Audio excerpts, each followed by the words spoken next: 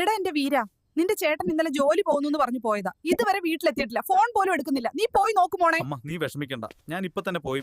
നിന്റെ ചേട്ടൻ ഒരാളിന്ന് പണം എടുത്തിരുന്നു.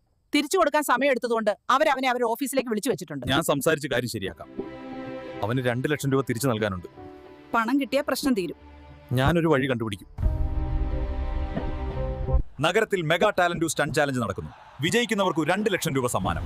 ഇതാണ് അവസരം. ഞാൻ പങ്കെടുക്കും.